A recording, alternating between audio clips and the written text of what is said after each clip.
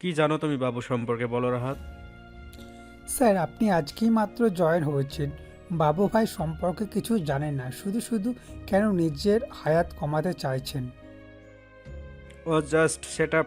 নিজের শরীরে এই পোশাকটা খুলে ফেলে দাও রাহাত। তুমি একজন পুলিশ হয়ে একজন ক্রিমিনালকে ভাই বলে ডাকতে লজ্জা করছে না? স্যার, আপনার মতো অনেক অফিসার এখানে এসেছে অনেস্ট নিয়ে। কিছুদিন পর কেউ কেউ বাবু ভাইয়ের পা চেটে চলেছে, আর যারা ঘাড় বাঁকাতে গিয়েছে তাদের ঘাড় ভেঙে দিয়েছে, কিন্তু তার কোনো প্রমাণ কিংবা সাক্ষী নেই। আমি আপনার ভালোর জন্যই বলছি স্যার, যেভাবে চলছে সেভাবেই চলতে দিন। শুধু নিজের পায়ে নিজেই কুড়াল মারবেন না বাবু ভাই এর সাথে ঝামেলা করে। আমি বাকি পুলিশ অফিসারদের মতো না রাহাত, আর মৃত্যুর ভয় আমি সম্রাট পাই না। যেদিন নিজের শরীরে পুলিশের পোশাক জড়িয়েছি সেদিনই মৃত্যুকে হাসি মুখে বরণ করে নিয়েছি। আচ্ছা, একটা কথা বলো, আমি শুনেছি এই এলাকার সবচেয়ে বড় মাফিয়া রুদ্রকে নাকি বাবুই মেরেছে, আর তারপর থেকেই নাকি বাবুকে সবাই ভয় পাওয়া শুরু করেছে, আর তখন থেকে এই এলাকার ভাই বাবু।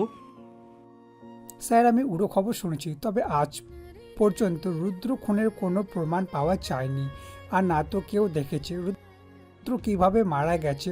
তবে এটা সত্যি, রুদ্র খুন হবার পর থেকে বাবুর রাজত্ব শুরু হয়েছে, আর বাবুকে সেলটা দেয় এই এলাকার বড় বড় নেতারা। সত্যি বলতে আমরা শুধু নামেই পুলিশ, সব কিছু তো চলে বাবু ভাইয়ের কথাই। চলো গিয়ে দেখা করে আসি বাবুর সাথে, ওরও তো জানা প্রয়োজন, ওর জমি এসে গেছে। বাবু ভাই এর এরিয়ায় যাবেন স্যার, তাও ওনার পারমিশন ছাড়া? ওর মতো ক্রিমিনালের থেকে পারমিশন নেবার মতো প্রয়োজন আমার নেই। গাড়ি বের করো। এত সময় যাকে নিয়ে আলোচনা সমালোচনা হলো, সেই হলো এই গল্পের নায়ক প্লাস ভিলেন বাবু, বাবু ভাই। আর সেটাই আমি। আস্তে আস্তে সব কিছুই জানতে পারবেন। চলুন এগিয়ে যাই। আজ এখানে ফুটবল ম্যাচ আছে, ফাইনাল ম্যাচ। গত 10 দিনে 16 টিম নিয়ে চলছে ফুটবল ম্যাচ। আয়োজন করেছি আমি। এটা এই এলাকায় চলছে সেই 40 বছর ধরে। ফাইনালে আমার টিম আর আমার শত্রুর টিম উঠেছে, তবে কারো সাধ্য নেই এই বাবুর এলাকায় এসে ঝামেলা করার। ফাইনালের সকল আয়োজন চলছে।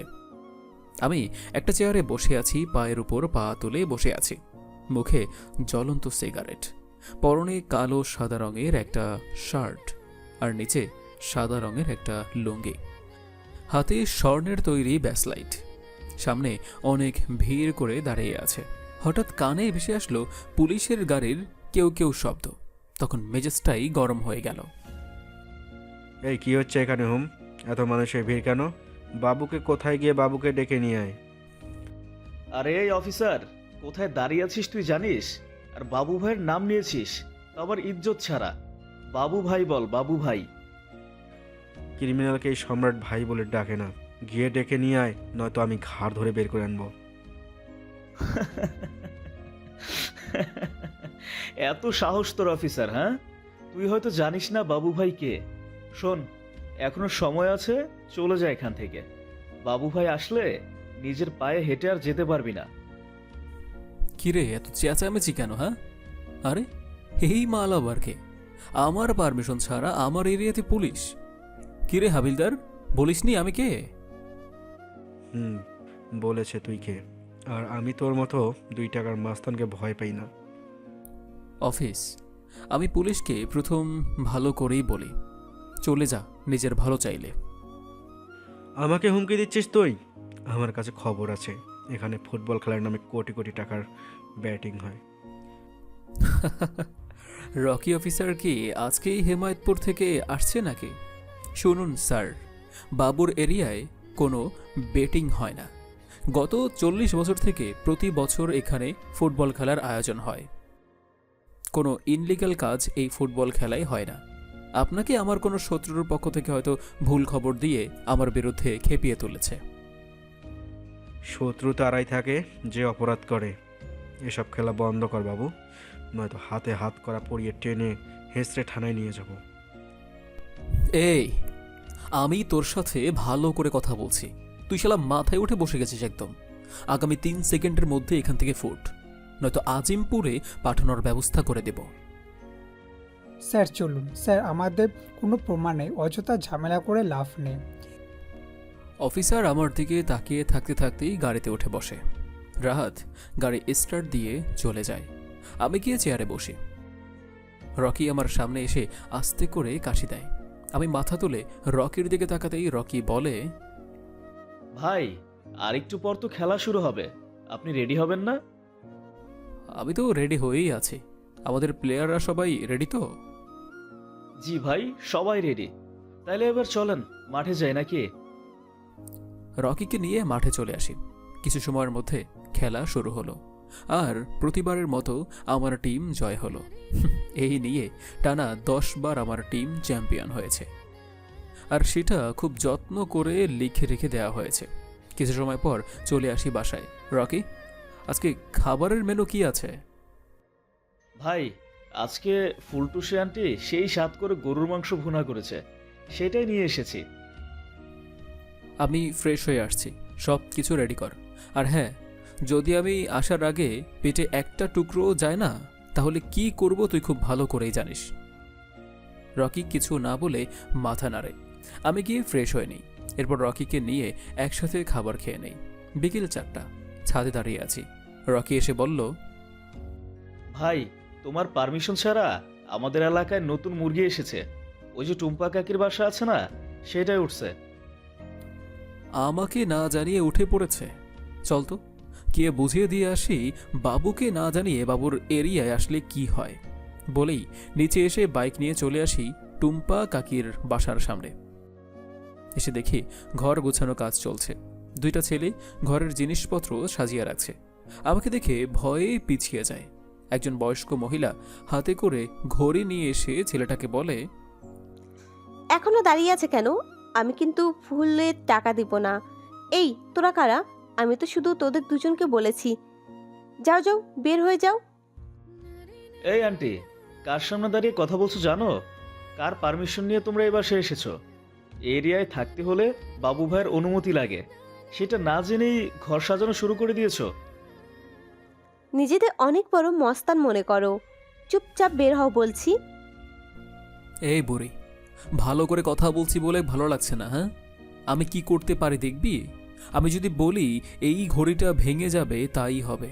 আমার কথা শেষ হতেই রকি ছেলেটার হাত থেকে ঘড়িটা নিয়ে ফ্লোরে ছুঁড়ে মারে। মহিলা ভয়ে পিছনে সরে যায়। আমি আবার বলি, আমি যদি বলি যে এই আলমারি মাটিতে মুখ থুবড়ে পড়বে। আমার কথা শুনে রকি আলমারি ফেলতে গিয়ে বলে, ভাই, এটা অনেক ভারী, একটা হালকা কিছুর কথা বলো না। আচ্ছা তাহলে ওই কাছে টপটা তো পড়বেই। বাসার দরজা দিয়ে ভেতরে ঢুকতেই দেখি একটা ছেলে ফুলের টপটা তুলে ফ্লোরে ছুঁড়ে ভেঙে ফেলে। আমি দৌড়ে গিয়ে ছেলেটার সামনে দাঁড়িয়ে বলি, এই আপনি কে? আর এসব কি করছেন? এক্ষুনি বের হয়ে যান। আমি এক পলকে তাকিয়ে আছি মেয়েটার দিকে। মেয়েটা কি বলছে সব কিছু মাথার উপর দিয়ে যাচ্ছে। শুধু দেখছি মেয়েটির গোলাপের পাপড়ির মতো ঠোঁট দুটো নড়াচড়া করছে। চোখ ফেরাতে চেয়েও আমি পারছি না। কিছু সময় পর রকি আমাকে ধাক্কা দিতেই আমি বাস্তবে ফিরি। কি হলো, কথা কানে যাচ্ছে না? বের হয়ে যান এখান থেকে। এ কার সামনে দাঁড়িয়ে কথা বলছিস জানিস? এ এরিয়ায় থাকতে হলে এই বাবুর পারমিশন নিয়েই থাকতে হবে। আচ্ছা, আপনি সেই সস্তা মাস্তান? হে, কাকে কি বলছিস? এ রকি, ওকে বল আমার সম্পর্কে। আমার মাথা গরম হলে কিন্তু একে ওখানেই ঠকে দেব। এবার আমার খুব ভয় হতে শুরু করছে। যখন বাসা ভাড়া নিতে এসেছিলাম তখন বাসার মালিক এই ছেলে সম্পর্কে বলেছে। তখন খুব ভয় করলেও ভেবেছিলাম সমস্যা হবে না। ভয়ে আমি শুকনো ঢুক গেলি।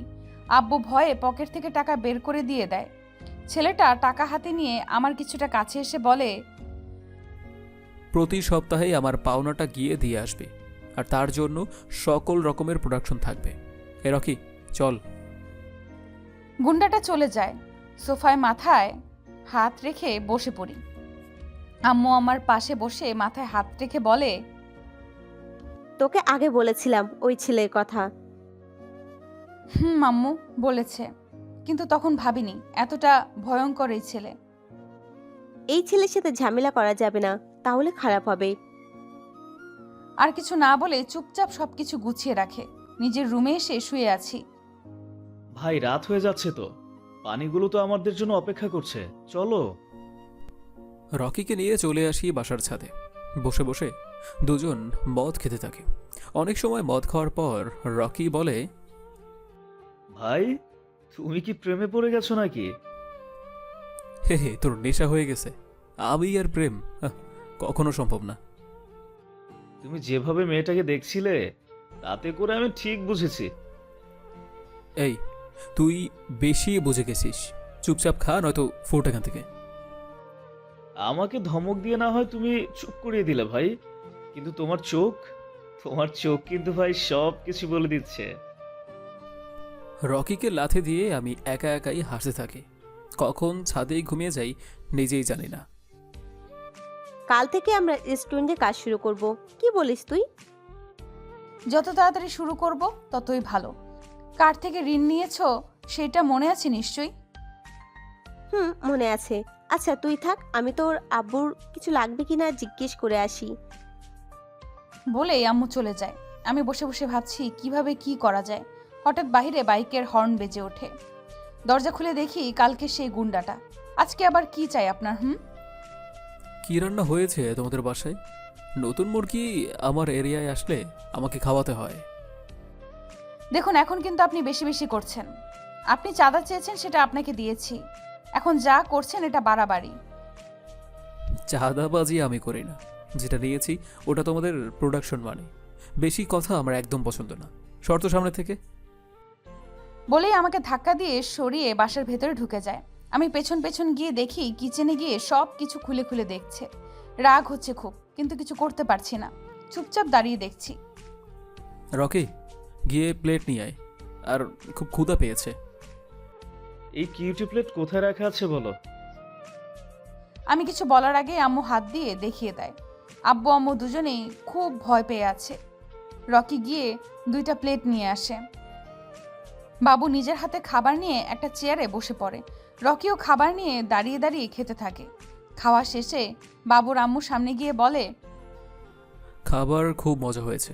এখন থেকে রোজ 3 বেলা আমি আপনাদের বাসায় খাবো। আর এটাই হবে আমার সাপ্তাহিক টাকা। রকি চল। বলেই দুজন চলে যায়। আম্মু, তুমি কেন আমাকে চুপ করে থাকার জন্য ইশারা করলে? ওই গুন্ডাটা যা বলবে তাই হবে? কি করব মা, কাল পাশের বাসায় একজনের থেকে ওর ব্যাপারে সব কিছু শুনেছি। ওর সাথে কেউ বাড়াবাড়ি করলে তার পরিণাম খুব খারাপ হয়। তাই বলে সবকিছু চুপচাপ সহ্য করব? আমরা পুলিশের কাছে যাব। এখানকার পুলিশও ওর পারমিশন ছাড়া ওর এরিয়ায় আসতে পারে না। এসব বাদ দিয়ে আমরা আমাদের কাজে মন দিই। আর মনে করবি দুটো ভিক্ষুককে রোজ খাওয়াচ্ছিস। বলে আম্মু চলে যায়। পরের দিন থেকে আমরা আমাদের রেস্টুরেন্টে চালু করি। আমাদের বাসার সাথেই একটা বড় দেখে দোকান নিয়ে সেইটাকে রেস্টুরেন্টের মতো করে নেই। আজ প্রথম দিন আশেপাশের লোকজন এসে দেখে যাচ্ছে, আবার অনেকে কিছু খাওয়া দাওয়াও করছে। ভাই ওই খুশি কে করেছে জানো? খুশি আবার কে? যার বাসা থেকে কাল সকালে খেয়ে আসলাম না, সেই মুরগির নাম খুশি। ওর নাম খুশি? শুনে আমার তো খুশি লাগছে না। কি করেছে বলে ফেল। তোমার পারমিশন ছাড়া রেস্টুরেন্ট খুলে নিয়েছে। রকির কথা শুনে আমি বসা থেকে দাঁড়িয়ে যাই। কিছু সময় চোখ বন্ধ করে রেখে চোখ খুলে পকেট থেকে সিগারেট বের করে মুখে নিয়ে জ্বালাই। রকি চল, ওই খুশির খুশি আমি বেশি করে পানিতে চুবিয়ে আসি। বলেই বাইক নিয়ে রওনা দেই। আমি রেস্টুরেন্টের সামনে দাঁড়িয়ে কিছু আন্টির সাথে কথা বলছি। হঠাৎ দেখি সেই গুন্ডাটা এসে রেস্টুরেন্টের সামনে বাইক থামায়। বাইক থেকে নেমে চোখে কালো একটা চশমা পরে আমাদের দিকে আসতে আসতে সিগারেটের ধোঁয়া আকাশে উড়াচ্ছে। আমার সামনে এসে দাঁড়াতেই সবাই সরে যায়। তোর সাহস দেখে আমি সত্যিই মুগ্ধ। সব কিছু জানার পরেও আমার পারমিশন না নিয়ে এত বড় রেস্টুরেন্ট খুলে ফেলেছিস রাতারাতি। এখন যদি আমি এই রেস্টুরেন্ট ভেঙে চুরে দিয়ে যাই তাহলে কেমন হবে বলতো? দেখুন, আমরা একজনের থেকে অনেক টাকা লোন নিয়ে এই রেস্টুরেন্টটা খুলেছি। দয়া করে এমন কাজ করবেন না। যদি তাই চাস তাহলে আমার পাওনাটা আমাকে দিয়ে দে। মাত্র একটু আগেই খুলেছি, কালকে দেই। বাকির নাম ফাঁকি খুশি রানী। রকি, গিয়ে ক্যাশ দেখতো কত আছে। রকি যেতে নিলে খুশির আম্মু বলে, তুমি আমার ছেলের মতো, আমাদের কিছু দিনের সময় দাও, আর 2 দিন পর আমাদের লোন শোধ করতে হবে, নয়তো আমাদের অনেক বড় সমস্যা হবে। হে আন্টি, আপন হে না, এখন যে টাকাটা নেব সেটা তোমাদের প্রোডাকশন দেবার জন্যই। রকি, এখন দাঁড়িয়ে আছিস কেন, যা। এবার কিন্তু সহ্যের সীমা ছাড়িয়ে যাচ্ছে, আমি পুলিশের কাছে যাব। রকি, কি বলে তোর কিউটি? কোনো চিন্তা করো না কিউটি, এখান থেকে আমরাও সোজা পুলিশের কাছেই যাব প্রোডাকশন মানি আনতে।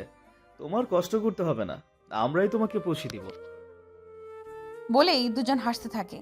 রকি গিয়ে ক্যাশ বক্স খুলে কত টাকা নিয়েছে জানি না, দুজন হাসতে হাসতে চলে যায়। আমি বসে বসে কান্না করতে থাকি। এভাবেই কেটে যায় 2 দিন। ঋণ পরিশোধ করতে না পারায় যার থেকে লোন নিয়েছি তার লোকজন এসে রেস্টুরেন্ট থেকে সব কিছু বের করে নিয়ে যেতে থাকে। অনেক আকুতি মিনতি করার পরেও শোনে না।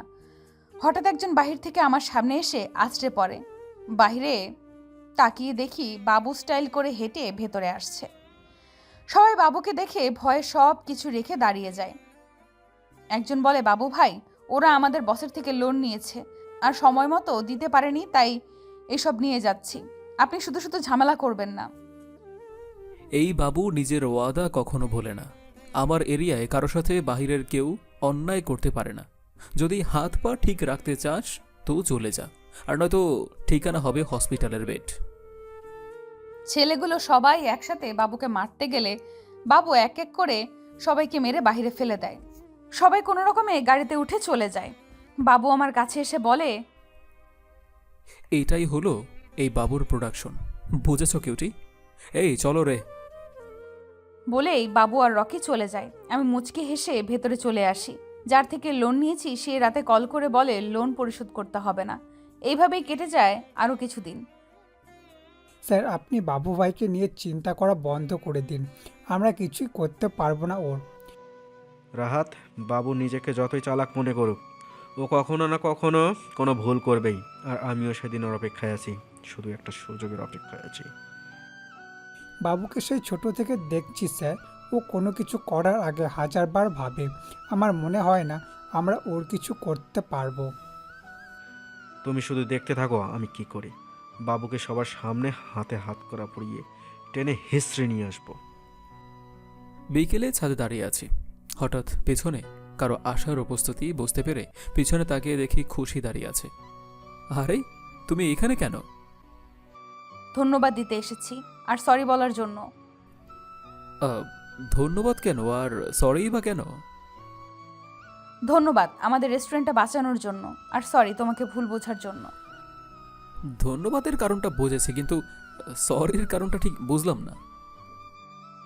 প্রথম থেকে তোমাকে ভুল বুঝেছি, খারাপ মানুষ ভেবে, কিন্তু যখন তোমার ভেতরের ভালো মানুষটাকে বুঝতে পারলাম তখন বুঝলাম আমি কতটা ভুল। এখন যা বলছে এসব ভুল।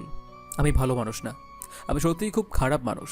এই মহল্লার সবাই আমাকে ঘৃণা করে, আমার মৃত্যু কামনা করে। তারা তো আর জানে না এই মহল্লার সকল বাচ্চাদের পড়াশোনার খরচ তুমি দিচ্ছ। কেউ অসুস্থ হলে তাদের বিনামূল্যে নয়, তোমার টাকায় চিকিৎসা হয়। You are a really good man. A English medium, আমি এসব কিছুই করি না। তোমার কথা শেষ হলে আসতে পারো। যাবো তো, তার আগে আমার চাকরির ব্যাপারে কথা বলে নেই। চাকরি মানে?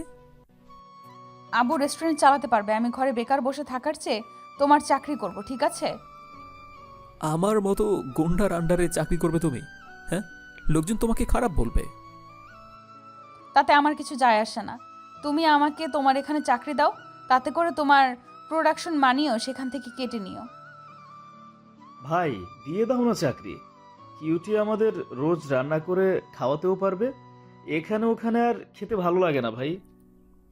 ঠিক আছে, সকাল থেকে চলে আসতে বলো।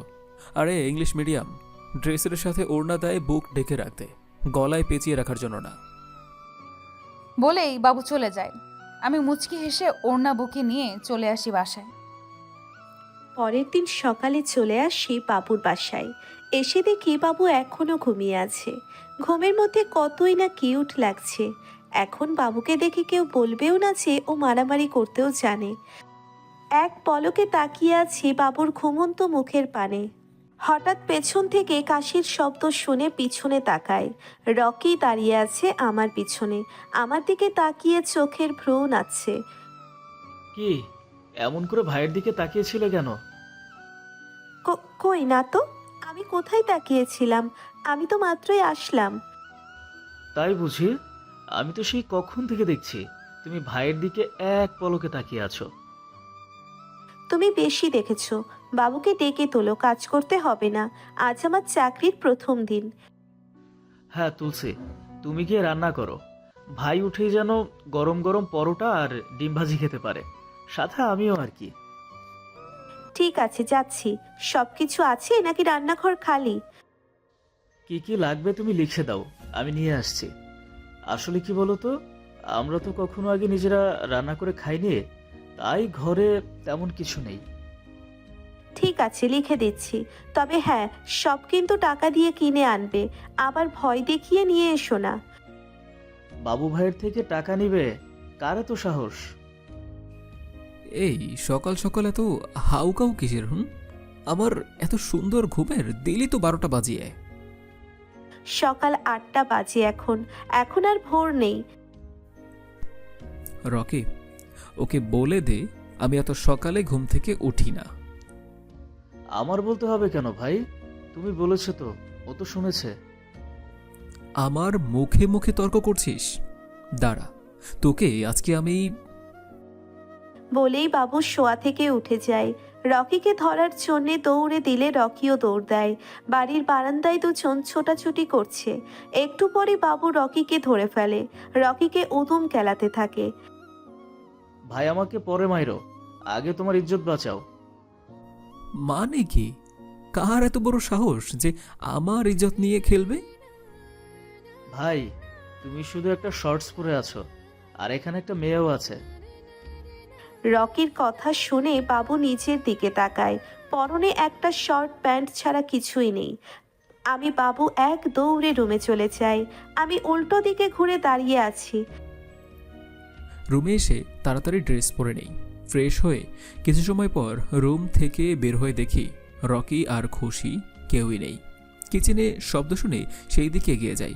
কিচেন রুমে এসে তো আমি অবাক। এতদিন যে কিচেন রুমকে গরু ঘরের থেকে কম মনে হয়নি, সেটা এখন চকচকে হয়ে গিয়েছে। খুশি কোমরে ওড়না গুজে কাজ করছে। আমার উপস্থিত বুঝতে পেরে পিছনে ঘুরে আমার দিকে তাকিয়ে বলে, আচ্ছা একটা কথা বলো তো, এটা কি মানুষ থাকার মতো অবস্থা ছিল? সারাদিন মারামারি করে না কাটিয়ে ঘরে কাজ করলে তো এমন অবস্থা হতো না।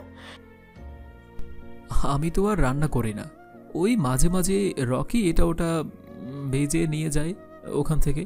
আর ঘরে আজকের আগে কখনো খাবার খাইনি, তাই এসব পরিষ্কার করার প্রয়োজন মনে করেনি। এসব মাস্তানি ছেড়ে দিয়ে ভালো কিছু করো।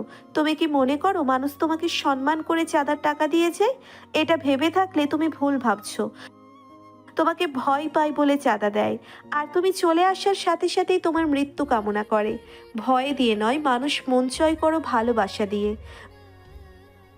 জ্ঞান দিতে বলেনি তোমাকে, যেটা করছো সেটা করো, আর এসব সস্তা জ্ঞান অন্য কোথাও দাও।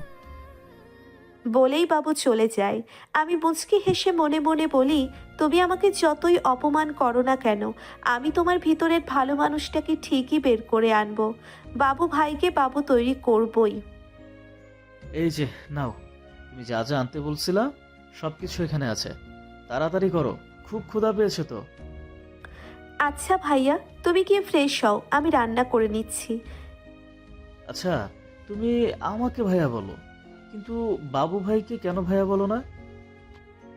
ওকে দেখলে আমার ভাইয়া না অন্য কিছু ডাকতে ইচ্ছে করে। আচ্ছা, সামথিং সামথিং নাকি?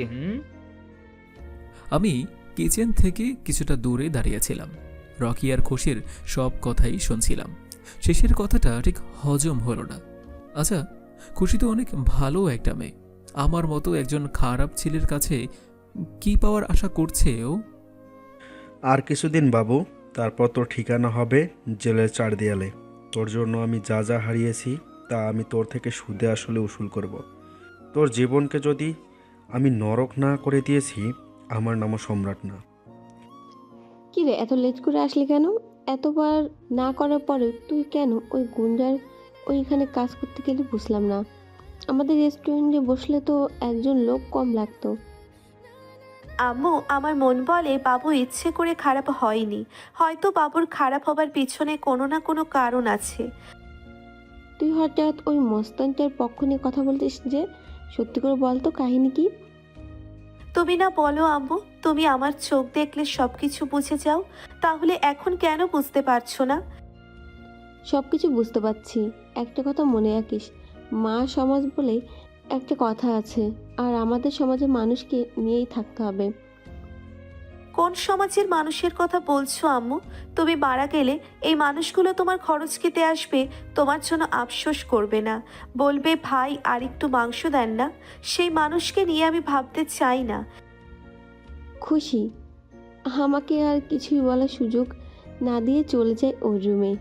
এই মেয়েটাকে নিয়ে কি যে করব, যেটা করবে ঠিক করে সেটাই করে ছাড়বে, আর আমাকে সারাক্ষণ চিন্তার মধ্যে থাকতে হবে। সকাল 8টা এখন। আজ কেন জানি এমনিতেই ঘুম ভেঙে গিয়েছে। চোখটা খুলতেই দেখি আমার সামনে এক পরী দাঁড়িয়ে আছে। সকাল সকাল এত সুন্দর পরী আমার সামনে দাঁড়িয়ে আছে, বিশ্বাস করতে পারছি না। নীল শাড়ির সাথে নীল রঙের কাচের চুড়ি হাতে, টুংটাং করে শব্দ করছে। কপালে ছোট্ট একটা টিপের সাথে চোখের কোণে ঘাড়ো করে কাজল আঁকা, গোলাপের পাপড়ির মতো ঠোঁট দুটোতে হালকা গোলাপি লিপস্টিক, দুই কানে নীল পাথরের ঝুমকো দুলছে। চুলগুলো খোলা থাকায় হালকা বাতাসে উড়ছে। মাঝে মাঝে কিছু চুল পরীটার মুখের উপর এসে পড়ছে। আমি শোয়া থেকে উঠে পরীটার দিকে এগিয়ে যাই। চোখের পলক 1 সেকেন্ডের জন্য পরীটার দিক থেকে সরছেই না। হাতের কনিষ্ঠ আঙুল দিয়ে পরীটার মুখে পড়ে থাকা চুলগুলো সরিয়ে দেই। আজ যেন নতুন এক বাবুকে আবিষ্কার করছি। আজকে নিজে পৃথিবীর সবচেয়ে সুন্দর মেয়ে বলে মনে হচ্ছে। বাবুর অপলক দৃষ্টি আমার দিকে দেখে। কিছুটা লজ্জাও করছে বাবু আমার দিকে এভাবে তাকিয়ে আছে বলে। হঠাৎ বাবু যেটা করে আমার চোখ তো কপালে। বাবু আমার দিকে ঝুঁকে আমার গালে ও ঠোঁট ছোঁয়ায়। রকির কথা শুনে দুজনে লজ্জায় পড়ে যায়। আরে বাহ, সকাল সকালে তো রোমান্টিক দৃশ্য দেখতে পারবো, সেটা তো আমার জানাই ছিল না। রকির কথা শুনে আমার ঘোর কাটে। আমি এতক্ষণে বুঝতে পেরেছি আমি একটু আগে কি করেছি। এত সময় যে নীল পরীকে দেখেছি সেটা আর কেউ নয়, খুশি। খুশির লজ্জা পেয়ে দৌড়ে বাসার ভিতরে চলে যায়। আমি ছাদের এক কোণায় গিয়ে উল্টো হয়ে ঘুরে দাঁড়িয়ে আছি। রকি এসে আমার পাশে দাঁড়িয়ে বলে, ভাই, একটু আগে কি হচ্ছিল এগুলো? তুমি কি খুশিকে ভালোবেসে ফেলেছো? যা তো এখান থেকে তুই। ঘুমের ঘোরে কি করেছি বুঝতে পারিনি। কিন্তু খুশি তো হুশেই ছিল। আমার মনে হয় কি জানো, খুশি তোমাকে ভালোবাসে। তুই পাগল হয়ে গেছিস। খুশির মতো একটা শিক্ষিত একটা মেয়ে আমার মতো রাস্তার ছেলেকে কখনোই ভালোবাসবে না। আর আমার সম্পর্কে তুই তো সবই জানিস, গুন্ডা মাস্তানকে কেউ ভালোবাসে না। না ভাই, তুমি ঠিক বলছো না। আমি খুশির চোখে তোমার জন্য সত্যিকারের ভালোবাসা দেখেছি। আর যদি তা নাই হতো, তাহলে তুমি ওকে কিস করার পরেও ও তোমাকে থাপ্পড় দিল না কেন? তার মানে অবশ্যই তোমাকে থাপ্পড় দেয়নি কারণ ও তোমাকে ভালোবাসে।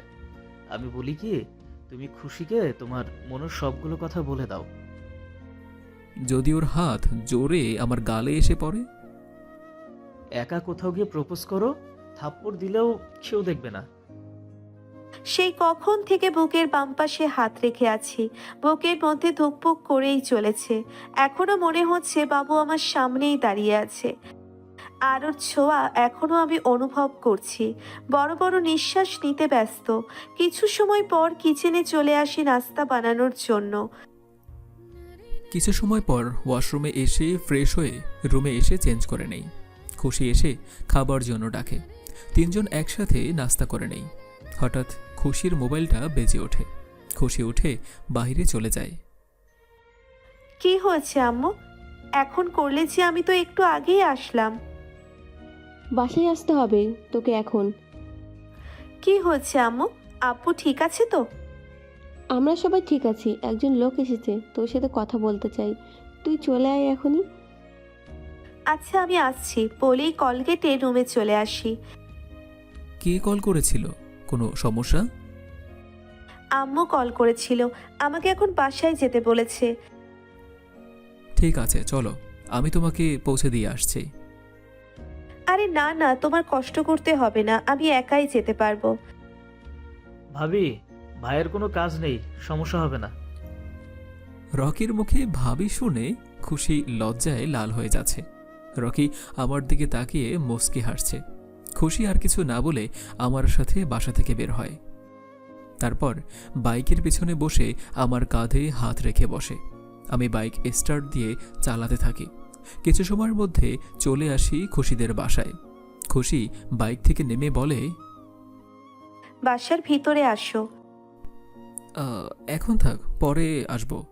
যাও গিয়ে দেখো আন্টি কেন জরুরিভাবে আসতে বলেছে। কোনো সমস্যা হলে আমাকে জানিও। ঠিক আছে, তুমি বাসায় চলে যাও, আর কারোর সাথে মারামারি করবে না। আচ্ছা ঠিক আছে, আমি গেলাম। বলেই বাবু চলে যায়। আমি বাসার ভিতরে এসে দেখি আব্বু আম্মুর সামনে একজন পুলিশ বসে আছে। পুলিশ দেখে কিছুটা ভয় পেয়ে যায়। আমাকে দেখে পুলিশ অফিসার বসা থেকে উঠে দাঁড়ায়। আসুন মিস খুশি, আমি আপনার জন্যই অপেক্ষা করছিলাম। আমার জন্য অপেক্ষা করছেন মানে? আমি তো আপনাকে চিনি না। কিন্তু আমি আপনাকে চিনি। আমার কাছে খবর আছে আপনি গুন্ডার সাথে কাজ করেন, আর সারাক্ষণ সেই গুন্ডার সাথেই থাকেন। আপনি নিজের ক্ষতি করছেন জেনে শুনে। আমি আপনাকে সাবধান করতে এসেছি। আমি কার সাথে থাকি কি করি সেটা একান্তই আমার ব্যাপার।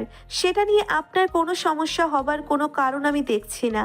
আর আপনার কাছে যদি কোনো প্রমাণ থেকে আপনি বাবুকে অ্যারেস্ট করতে পারেন। আপনি একজন ক্রিমিনালের পক্ষে নিয়ে কথা বলছেন আর ক্রিমিনালকে বাঁচানোর চেষ্টা করছেন। এটা কিন্তু সবচেয়ে বড় অপরাধ।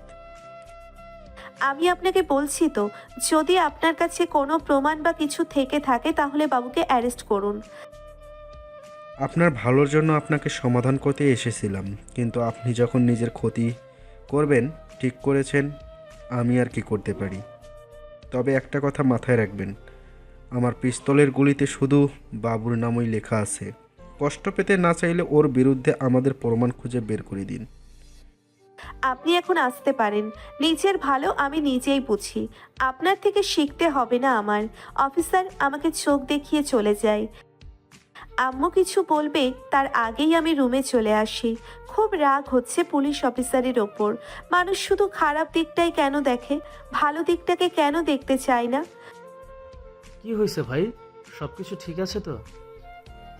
বাসার ভেতরে যায়নি, একটু পর খুশিকে কল করে সব কিছু শুনবো। কিছু না কিছু তো হয়েছে, নয়তো এত জরুরিভাবে কেন কল করে নিয়ে গেল?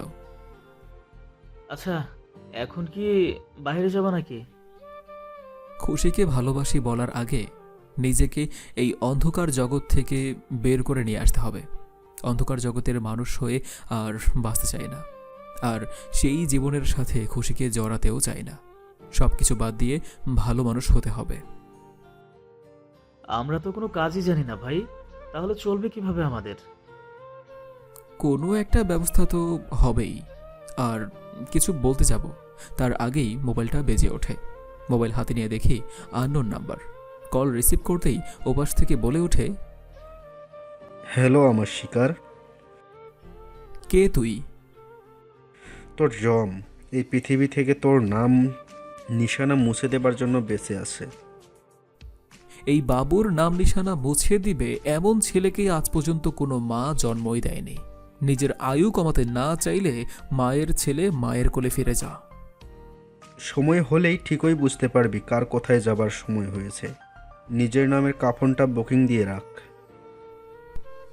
সাথে 3.5 হাত কবরও খুঁড়ে রাখিস তোকে শোয়ানোর জন্য। যদি এক বাপের জন্ম হয়ে থাকিস তাহলে সামনে এসে কথা বল। সময় হলে ঠিকই তোর সামনে চলে আসব। আর যেই কবর তুই আমার জন্য খুঁড়ে রাখতে চাইছিস সেই কবরেই তোকে শোয়াবো। তোর নিজের জন্য নিজেই কবর খুঁজে রাখ। আমাকে আর কিছু বলতে না দিয়ে কল কেটে দেয়। রকির চোখে মুখে চিন্তার ছাপ স্পষ্ট। ভাইকে কল করেছিল, আর কেউ কি তোমাকে মারতে চায়? আমাকে মারার জন্য তো কতজন সুযোগের অপেক্ষায় আছে। হবে কেউ একজন যে কখনো আমার হাতে কেলানি খেয়েছিল। আচ্ছা, এসব বাদ দিয়ে এখন আমাকে প্র্যাকটিস করতে হবে কিভাবে খুশিকে প্রপোজ করব। আর এখন থেকে সকল মাস্তানি বন্ধ। আমরা এখন থেকে ভালো মানুষ হয়ে গেলাম। কোনো চাঁদাবাজি হবে না। গিয়ে মার্কেটে সবাইকে বলে দে। ঠিক আছে ভাই, তুমি রেডি হও ভাবিরে প্রপোজ করার জন্য। আমি গিয়ে খবরটা দিয়ে আসি। রকি চলে যায়। আমি রুমে এসে আলমারি খুলে একটা ব্ল্যাক টি শার্ট আর জিন্স বের করে পরে নেই। আয়নার সামনে দাঁড়িয়ে চুল ঠিক করতে থাকি। ওয়াও ভাই, তোমাকে তো পুরো একদম সিনেমার হিরো লাগতেছে। বিশ্বাস করো, আমি যদি মেয়ে হতাম তাহলে এখনই তোমাকে নিয়ে পালিয়ে যেতাম। আমার তো আর খেয়ে দিয়ে কাজ নেই, তোর মতো ঢ্যাঁড়সকে নিয়ে পালাবো? আচ্ছা, সত্যি কি আমাকে ভালো লাগছে? তোমার কসম ভাই, অসাম লাগতেছে তোমারে। ভাবি তো একদম পুরো ফিদা হয়ে যাবে তোমাকে দেখে। রকির কথা শুনে আমার কেন জানি লজ্জা করছে। আমি লজ্জা পাচ্ছি, এটা যেন রকি কিছুতেই হজম করতে পারছে না। ভাই, এইটা কিন্তু আমি মানতে পারলাম না। তুমি লজ্জা পাইতেছো? তোমার সাথে ছোট থেকে বড় হয়েছে একসাথে, কখনো এমন মেয়ে মানুষের মতো তো তোমাকে লজ্জা পাইতে দেখি নাই। তো কোথাও লেখা আছে আগে লজ্জা পাইনি বলে এখন পাওয়া যাবে না? না, তা ঠিক না। আচ্ছা, এখন এসব বাদ দিয়ে ভাবিকে কল করে একটা রোমান্টিক জায়গায় নিয়ে যাও, আর তোমার মনের কথাটা বলে দাও, ঠিক আছে? সবই তো ঠিক আছে, কিন্তু আমার কাছে তো খুশির মোবাইল নাম্বার নেই। আমি থাকতে তুমি চিন্তা করো কেন ভাই? এই নাও ভাবির নাম্বার, 01340। রুমে শুয়ে আছি, হঠাৎ মোবাইল বেজে ওঠে। মোবাইল হাতে নিয়ে দেখি একটা আননোন নাম্বার থেকে কল এসেছে। রিসিভ করব কি করব না ভাবতে ভাবতে কল কেটে যায়। আবার সাথে সাথেই কল আসে। কল রিসিভ করতেই ওপাশ থেকে বলে, খুশি, আমি বাবু। তুমি আমার নাম্বার পেলে কোথায়? কেন, তোমার নাম্বার কি অস্কার নাকি যে পাওয়া যাবে না? না, তা ঠিক না। আচ্ছা, তা বলো আমার নাম্বার নিয়ে কল করার কারণটা কি? এখন কি একটু দেখা করতে পারবে? আচ্ছা ঠিক আছে, কোথায় আসবো বলো? তোমাদের বাসা থেকে ডান দিকে যে পার্কটা আছে ওখানে চলে আসো, আমিও আসছি। আচ্ছা ঠিক আছে, আসছি। বলেই কল কেটে শাড়িটা ঠিক করে আয়নার সামনে দাঁড়িয়ে চুল আছড়ে রুম থেকে বের হতেই আম্মু বলে, কি রে, এখন কোথায় যাচ্ছিস? বাবুর সাথে দেখা করতে আম্মু। পুলিশটাও ওসব বলার পরেও তুই বাবুর সাথে মিশবি? আম্মু পুলিশটা কথা শুনে আমার মনে হলো উনি কোনো পার্সোনাল কারণে বাবুর ওপর প্রতিশোধ নিতে চায়। আর উনি ভালো কোনো পুলিশ অফিসার নয়। একজন ভালো পুলিশ অফিসার কখনো কাউকে মেরে ফেলার কথা বলে না। তুমি ওসব ছাড়ো, আমার দেরি হয়ে যাচ্ছে।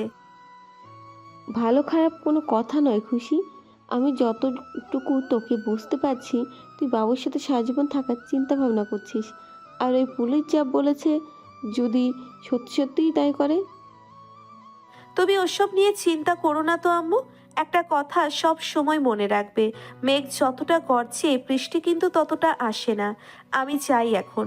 বলেই বাসা থেকে বের হয়ে চলে আসি বাবুর দেওয়া ঠিকানায়। এসে দেখি বাবু বাইকের সাথে হেলান দিয়ে দাঁড়িয়ে আছে। কালো টি শার্টের সাথে জিন্স, চোখে সানগ্লাস, পুরো হিরো হিরো লাগছে। আমি বাবুর কাছে এগিয়ে যেতেই বলে, আসতে কোনো সমস্যা হয়নি তো? না, কোনো সমস্যা হয়নি।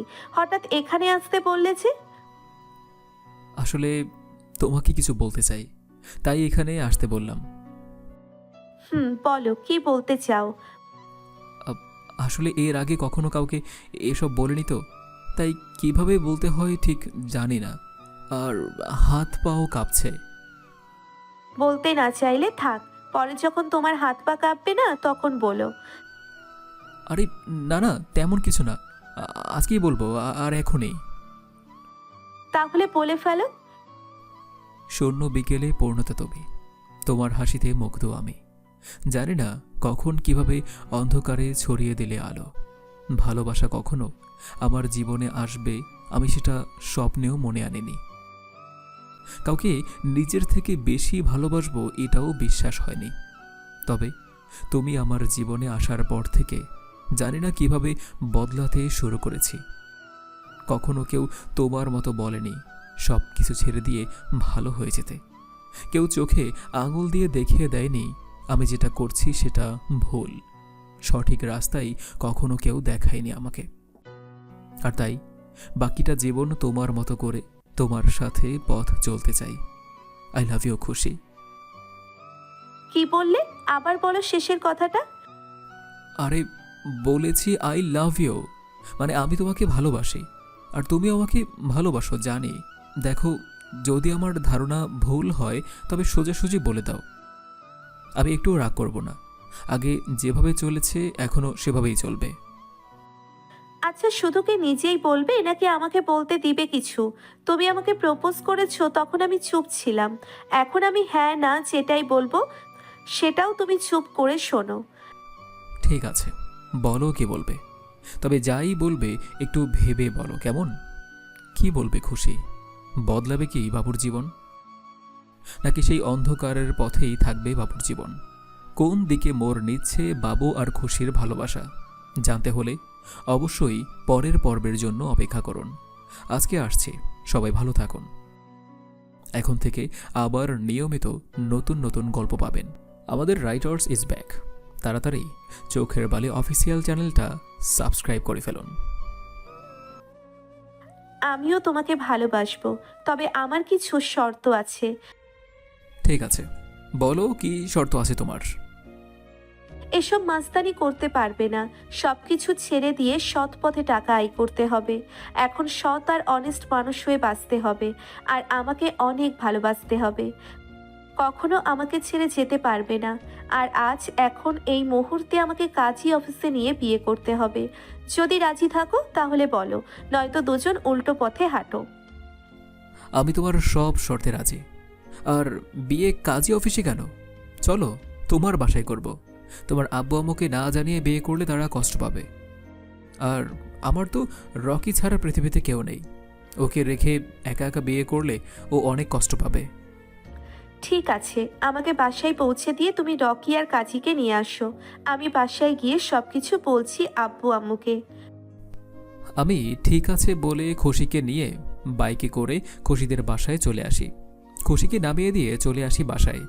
বাসায় আসতেই রকি বলে, ভাই, এত দেরি হলো কেন? ভাবি কি রাজি হয়েছে নাকি না বলেছে? তাড়াতাড়ি বলো, সেই কখন থেকে শোনার জন্য বসে আছি। আরে আস্তে আস্তে, একসাথে সবকিছু জিজ্ঞেস করলে কেমনে হবে? খুশি রাজি হয়েছে আর আজকেই বিয়ে করতে বলেছে। তাহলে তাড়াতাড়ি চলো, মার্কেট করতে হবে, কাজে নিয়ে আসতে হবে। চলো চলো তাড়াতাড়ি। আমাকে আর কিছু বলতে না দিয়ে রকি আমার হাত ধরে টেনে বাইকের সামনে নিয়ে যায়। আমাকে পিছনে বসতে বলে ও বাইক স্টার্ট দেয়। কেন ডেকেছিল তোকে বাবু? প্রপোজ করেছে? তুইও রাজি হয়ে গেছিস? তোর ভবিষ্যৎ কী হবে সেটা একবার চিন্তা করলি না? সারা জীবন একটা গুন্ডার বউ হয়ে পার করে দিবি? বাবু আমার জন্য সবকিছু ছেড়ে দিয়েছে আম্মু, আর সৎভাবে জীবনযাপন করবে এটাও বলেছে। একটু পরে কাজে নিয়ে আসছে। ও বললো আর তুই বিশ্বাস করে নিলি? যে ছেলে মস্তানি ছাড়া কিছুই জানে না, সে কিভাবে সৎ পথে আসবে? আম্মু তুমি না বলো ভালোবাসা একজন খারাপ মানুষকেও ভালো করতে পারে? বাবুর চোখে মুখে আমি আমার জন্য সেই ভালোবাসা দেখেছি আম্মু। ও সত্যি সব ছেড়ে দিয়েছে। ঠিক আছে, তোর কথাই মেনে নিলাম। কখনো তোর খুশিতে পথে আমি বাধা হইনি আর হবও না। আম্মুকে শক্ত করে জড়িয়ে ধরি। আম্মু আমাকে বুক থেকে তুলে কপালে চুমু দেয়। আব্বুও খুশি। আমি রুমে গিয়ে বাবুকে কল করি। বলো। কোথায় তুমি? কখন আসবে? রকি জোর করে মার্কেট করতে নিয়ে আসলো। বলছে বিয়ে তো জীবনে একবারই করবে, পুরো বিয়ের মতো করো। ভাবির জন্য সবকিছু কিনে তারপর কাজী অফিস নিয়ে তোমাদের বাসায় যেতে। আচ্ছা তাড়াতাড়ি চলে আসো। বাসায় আব্বু আম্মু দুজনেই রাজি হয়ে গেছে। ঠিক আছে, তুমি একটু অপেক্ষা করো, চলে আসছি। বলেই কল কেটে খুশির জন্য শাড়ি চুড়ি আরও যা যা লাগবে সব কিনে নেই। এরপর আমার জন্য শেরওয়ানি কিনে মার্কেট থেকে বের হয়ে হঠাৎ মনে হলো স্বর্ণের সব কিছু কেনার সামর্থ্য তো আমার নেই, তবে একটা আংটি তো কিনতেই পারি। কি হলো ভাই, তুমি দাঁড়িয়ে পড়লে যে? চলো, সবকিছু কেনা তো হয়ে গেছে। একটা জিনিস বাকি আছে, তুই এসব নিয়ে কাজীকে নিয়ে খুশির বাসায় যা, আমি একটু পরেই চলে আসছি। আমিও তোমার সাথে যাই, দুজন একসাথেই ভাবির বাসায় যাব। আরে বোকা, এসব নিয়ে তাড়াতাড়ি যেতে হবে তো, তোর ভাবে কি আবার রেডি হতে হবে না? তোর ভাবে রেডি হতে হতে আমিও চলে আসব। আচ্ছা ঠিক আছে, বেশি দেরি করো না কিন্তু। আমি ঠিক আছে বলে রকিকে একটা সিএনজিতে তুলে দিয়ে বাইক নিয়ে চলে আসি একটা স্বর্ণের দোকানে। তারপর খুশির জন্য একটা আংটি নিয়ে দোকান থেকে বের হতেই সেই কখন থেকে বাবুর জন্য অপেক্ষা করছি পৌঁছেছে, কিন্তু বাবুর কোনো খবরই নেই। ওর মোবাইলে কল করেই যাচ্ছি, কিন্তু ওর মোবাইল বন্ধ। রকি, বাবুর মোবাইল বন্ধ কেন? কি করে বলবো ভাবি, তখন বললাম আমি সাথে আসি, বললো লাগবে না, তুমি সাজতে সাজতে চলে আসবে, আর এখন মোবাইলও বন্ধ। বাবুর কোনো বিপদ হয়নি তো রকি? আমার বুকের ভিতরটা কেমন জানি করছে। ভাইয়ের কিচ্ছু হবে না ভাবি, আমি গিয়ে দেখছি ভাই কোথায় আছে। আমিও যাব তোমার সাথে। এখন তোমাকে যেতে হবে না ভাবি, তুমি বাসায় থাকো, ভাই আসলে আমাকে কল করে জানিয়ে দিও, ঠিক আছে? আর আমার সাথে দেখা হলে আমি সাথে সাথে আমার সাথে করে নিয়ে আসবো। ঠিক আছে, তবে দেখা হলে সাথে সাথে আমাকে কল করবে। রকি ঠিক আছে বলে চলে যায়। আমি আবার বাবুর মোবাইলে কল করি, এখনো ওর মোবাইল বন্ধ। চিন্তা করিস না মা, হয়তো মোবাইলে চার্জ নেই আর জ্যাম পড়ে গেছে, তাই আসতে লেট হচ্ছে। তোমার কথাই যেন সত্যি হয় আম্মু। চোখ খুলতেই নিজেকে একটা বন্ধ রুমের মধ্যে চেয়ারের সাথে বাঁধা অবস্থায় আবিষ্কার করি। মাথাটা কেমন ঝিম ধরে আছে, চোখেও একটু একটু ঝাপসা দেখছি। মাথা ঠিকমতো সোজা করতে পারছি না। হাতে থাকা ঘড়িটার দিকে তাকাতেই ঝাপসা চোখে দেখি রাত 9টার বেশি বাজে। যতটুকু মনে পড়ছে, স্বর্ণকারের দোকান থেকে বের হওয়ার সময় দেয়ালে থাকা ঘড়ির দিকে চোখ পড়তেই দেখেছিলাম সন্ধ্যা 7টার কিছু সময় বেশি ছিল। মনে পড়ে সেই সময়ের কথা। দোকান থেকে বের হতেই দেখি পুলিশ অফিসার সম্রাট আমার সামনে দাঁড়িয়ে আছে। এগিয়ে এসে বলে, তোকে আমার সাথে যেতে হবে। আমার অপরাধ কি জানতে পারি? একটা কেসের বিষয়ে কথা বলার জন্য। আমাদের সন্দেহ তুই তার সাথে জড়িত। দেখুন স্যার, আমি ওসব ছেড়ে দিয়েছি। আজ একটু পর আমার বিয়ে, কাল আমি আপনাদের সাথে দেখা করব অবশ্যই। এখনই যেতে হবে, 10 মিনিট কথাবার্তা বললে যেতে দিব। ঠিক আছে চলুন, বলেই গাড়িতে উঠে বসি। কিছু সময় গাড়ি চলার পর একটা গলিতে গাড়ি ঢোকে। কিছু বলতে যাব, তার আগেই ঘাড়ের মধ্যে পিঁপড়ে কামড় দিয়েছে মনে হলো। ঘাড়ে তাকিয়ে দেখি একটা ইঞ্জেকশন ঘাড়ের মধ্যে গাঁথা। পিছনে 3 জন লোকের মধ্যে একজন আমার ঘাড়ে ইঞ্জেকশন দিয়েছে। মুহূর্তেই চোখ বন্ধ হয়ে আসে। এরপর আর কিছুই মনে নেই। তারপর নিজেকে এই রুমে বাঁধা অবস্থায় পাই। দরজা খুলে পুলিশ অফিসার আমার সামনে এসে একটা চেয়ার টেনে মুখোমুখি হয়ে বসে। এতক্ষণে নিশ্চয়ই বিয়ে করার স্বাদ মিটে গেছে তোর। আপনি আইনের লোক হয়ে আমাকে বেআইনিভাবে আটকে রেখেছেন। আমার শরীরে যে পোশাকটা দেখেছিস সেটা শুধুই আমার মুখোশ, এর বাহিরে আরো একটা পরিচয় আছে আমার। তুই যে গল্পের ভিলেন, আমিও সেই একই গল্পের ভিলেন। আমাদের নায়ক কেউই নয়, তবে তোকে আজ মেরে আমি সবার চোখে নায়ক হয়ে যাব। একজন ক্রিমিনালের সার্টিফিকেট নিয়ে তুই চলে যাবি ওপারে, আর আমি হব এই গল্পের নায়ক।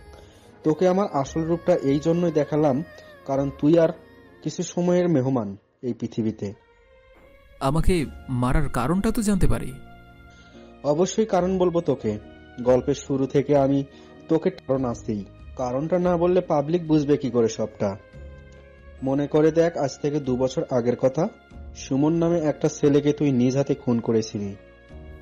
সুমন মানে সেই দর্শকটা যাকে আমার এরিয়ায় সবার সামনে কুকুরের মতো মেরেছিলাম? সেই সুমন, আমার একমাত্র আদরের ছোট ভাই।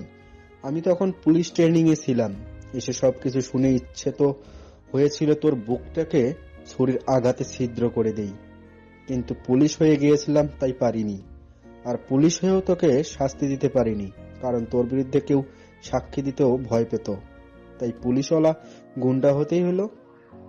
প্লিজ স্যার, আমাকে মারবেন না, আমাকে ক্ষমা করে দিন। আমি আমি বুঝতে পারিনি।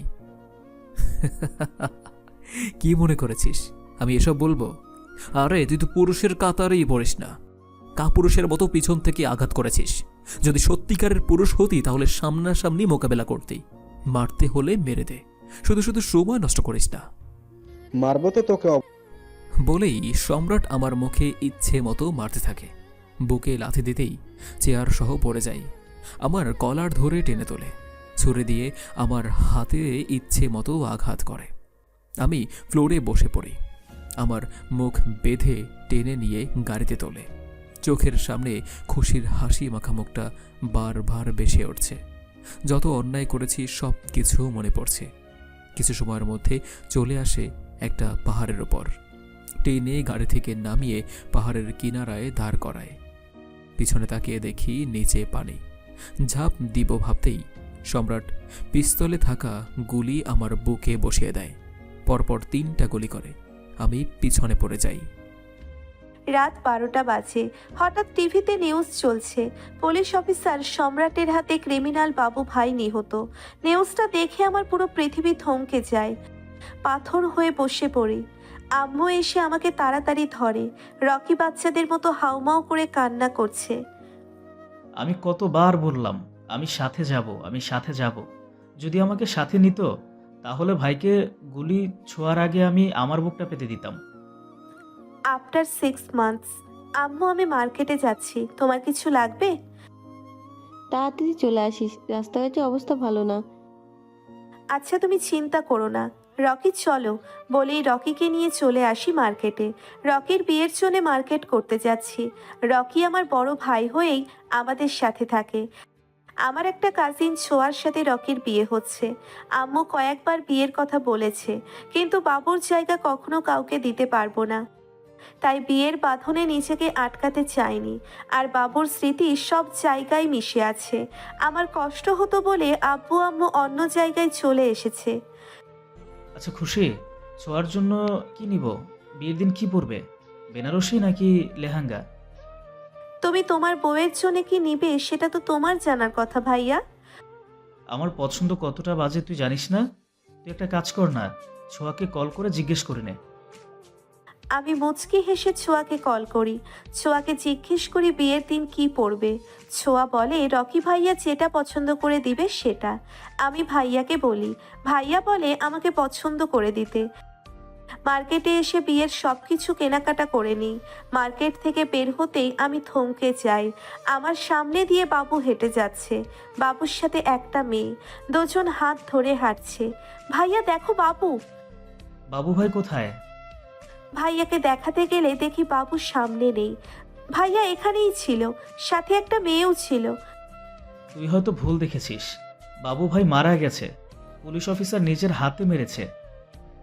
বাবুর লাশ কিন্তু কেউ খুঁজে পায়নি ভাইয়া। আমার চোখ ভুল দেখতে পারে না, আমি বাবুকেই দেখেছি বলেই দৌড়ে সামনে যাই। অনেক খোঁজাখুঁজি করি আশেপাশে, কিন্তু কোথাও নেই। সাগর, এখন বাসায় চলো, আব্বু আম্মু আবার চিন্তা করবে। তোমার জন্যই তো এত লেট হলো। সেই কখন থেকে পুরো মার্কেট আর আশেপাশে ফুটপাত ঘুরলে একটা ওড়নার জন্য। কি করবো বলো, ড্রেসের সাথে ম্যাচিং না হলে কি পরা যাবে? আচ্ছা এখন চলো, সন্ধ্যা হয়ে যাচ্ছে। নীরাকে নিয়ে একটা সিএনজি নিয়ে চলে আসি বাসায়। আব্বু আম্মু কিছুটা বকাবকি করে এত লেট করার কারণে। আমি রুমে এসে চেঞ্জ করে ফ্রেশ হয়ে নিই। নীরা আমার রুমে এসে বেডে শুয়ে পড়ে। কি হলো, হঠাৎ আমার রুমে এসে শুয়ে পড়লে যে? কেন, তোমার বেডে শোয়া যাবে না নাকি? শোয়া যাবে না কেন? আচ্ছা কি চাই বলে ফেলো। তুমি যে কোনো বাহানা নিয়ে এসেছো সেটা কিন্তু আমি খুব ভালো করেই জানি। তুমি আমাকে এত ভালো করে বোঝো কি করে ভাইয়া? আমার 10টা না 5টা না একটা মাত্র বোন। আমি না বুঝলে কে বুঝবে?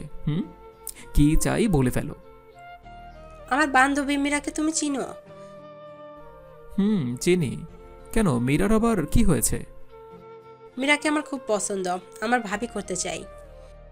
আমি তোমাকে অনেকবার এসব নিয়ে বলেছি নীরা, আমি তোমার সব কথা রাখব, শুধু এই কথাটা আমি রাখতে পারবো না।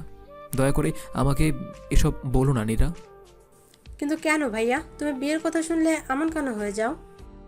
আমি এসব নিয়ে কথা বলতে চাই না, তুমি তোমার রুমে যাও নীরা। নীরা মুখটা কালো করে আমার রুম থেকে চলে যায়। নীরা আমার ছোট বোন। আমি বাবু থেকে কেন আজ সাগর হয়ে গিয়েছি সব কিছুই জানতে পারবেন আস্তে আস্তে। চলুন এগিয়ে যাওয়া যাক। খুশি, আমি বলছি তুই ভুল দেখেছিস। বাবু ভাই মারা গেছে, এখানে সে কোথা থেকে আসবে? ভাইয়া বিশ্বাস করো, আমি নিজের চোখে বাবুকে দেখেছি, সাথে একটা মেয়েও ছিল। তুই সারাক্ষণ বাবু ভাইকে নিয়ে ভাবিস, তাই তুই ভাইকে সব জায়গায় দেখিস। আমি বাবুকে নিয়ে ভাবি বলে না হয় বাবুকে দেখেছি, কিন্তু ওর হাত ধরে যে মেয়ে হাঁটছিল সেই মেয়েকে নিয়ে তো আমি কখনো ভাবিনি। তাহলে সেই মেয়েকে কেন দেখলাম ভাইয়া? প্রায় 2 ঘন্টা হয়ে গেছে, আমরা এদিকে ওদিকে খুঁজেই যাচ্ছি, কোথাও তো দেখছি না। এখন বাসায় চল, অনেক লেট হয়ে গেছে, আব্বু আম্মু চিন্তা করবে তো। একটু আশার আলো মনের মাঝে উঠেছিল, কিন্তু মুহূর্তেই সেই আলো নিভে গেল। মন খারাপ করে রকি ভাইয়াকে নিয়ে বাসায় চলে আসি। কি রে, তোদের আসতে এত লেট হলো যে? তোমার মেয়ে নাকি বাবু ভাইকে দেখেছিল, তাই তাকে খুঁজতে খুঁজতে লেট হয়ে গেল।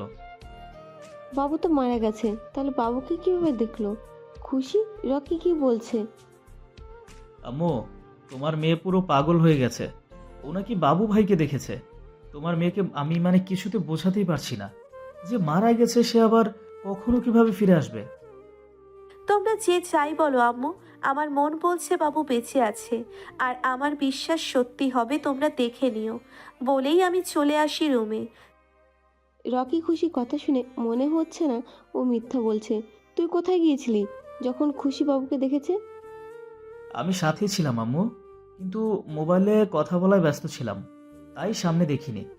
আর খুশি যতক্ষণে বলেছে সামনে তাকিয়ে আমি কাউকে দেখতে পাইনি। আর কিছুদিন পর তোর বিয়ে, আর খুশি এখন এইসব নিয়ে পড়েছে।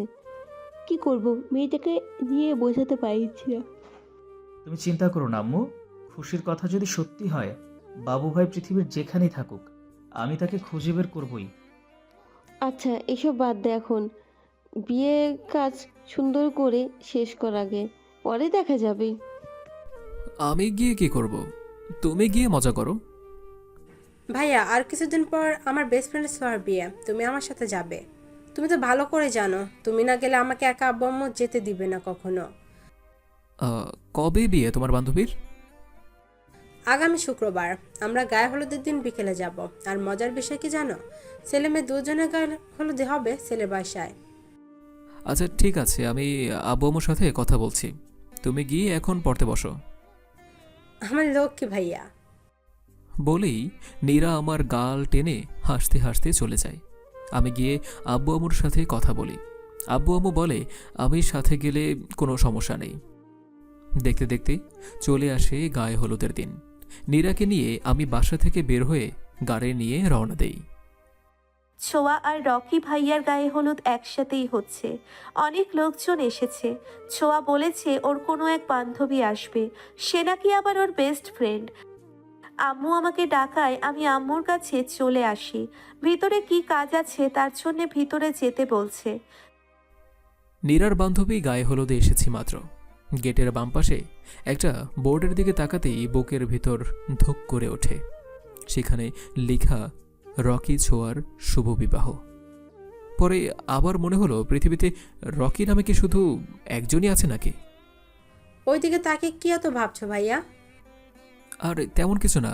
আচ্ছা চলো ভিতরে যাই। বলেই দুজন হাঁটতে থাকি। গেট দিয়ে ভিতরে যেতেই একটা মেয়ে নীরাকে জড়িয়ে ধরে। মেয়েটার দিকে ভালো করে তাকিয়ে দেখি ছোঁয়া।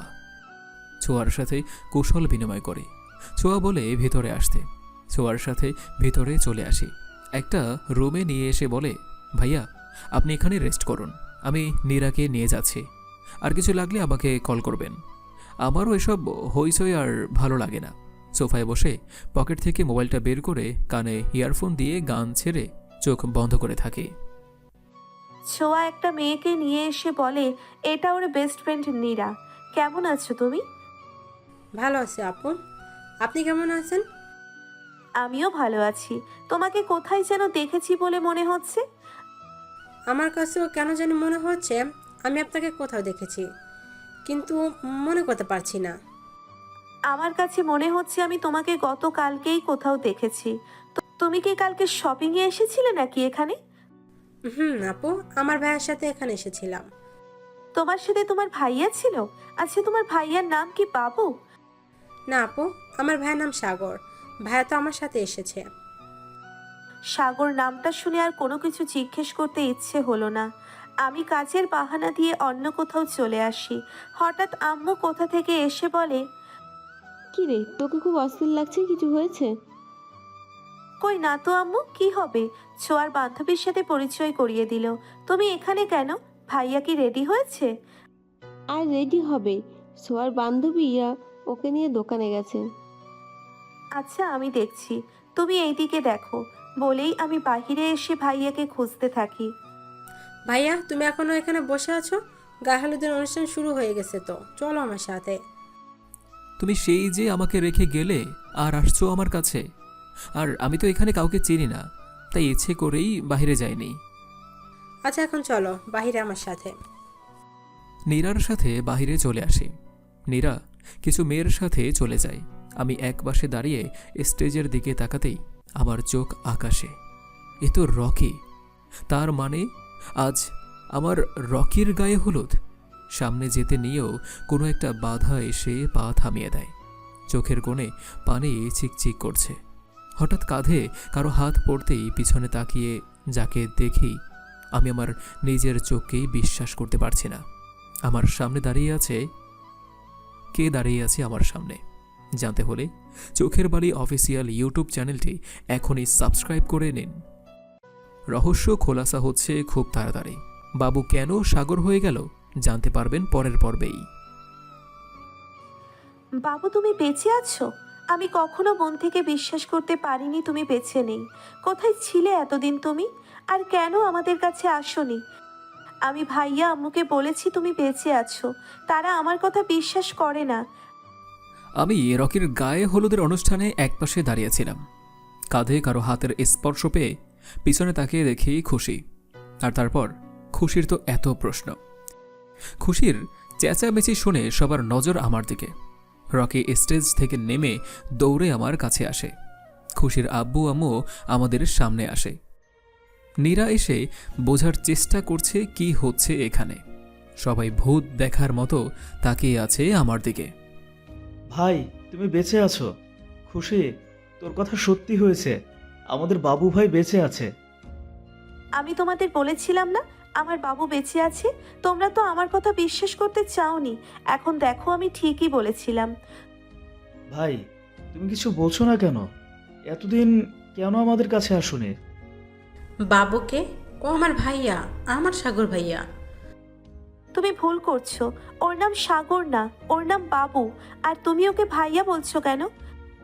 কারণ ও আমার ভাইয়া। আপনি বললেন না আমাকে কিছুদিন আগে মার্কেটে দেখেছেন, আমার ভাইয়ের সাথে আমি আপনাকে বললাম না, এটাই হলো আমার ভাইয়া। নীরা, তুমি হয়তো জানো না, তুমি যাকে তোমার ভাইয়া বলছো সে কে, আর আমরা ওনার কে হই। ভাই, তুমি কথা বলছো না কেন? ভাইয়া, কি বলছো ওনারা? তুমি কি ওনাদের চিনো? নীরা, চিনি। আমার তো সব কথা মনেও নেই। সেদিন যখন রকিকে তোমার বাসায় পাঠিয়ে আন্টি কিনে ফিরছিলাম, পুলিশ অফিসার সম্রাট আমাকে জিজ্ঞাসাবাদের জন্য নিয়ে যায়। এরপর বাকি কথা বলে। আর সেদিন গুলি লাগার পর পাহাড় থেকে আমি পানিতে পড়ে যাই। হাত বাঁধা থাকায় সাঁতরাতে পারছিলাম না। তারপর আর কিছুই মনে নেই। সেন্স ফিরতেই নিজেকে একটা বন্ধ রুমে খুঁজে পাই। জানতে পারি 2 মাস আমার সেন্স ছিল না। নীরার আম্মু আমাকে নদীর পাড়ে নাকি সেন্সলেস অবস্থায় দেখতে পায়।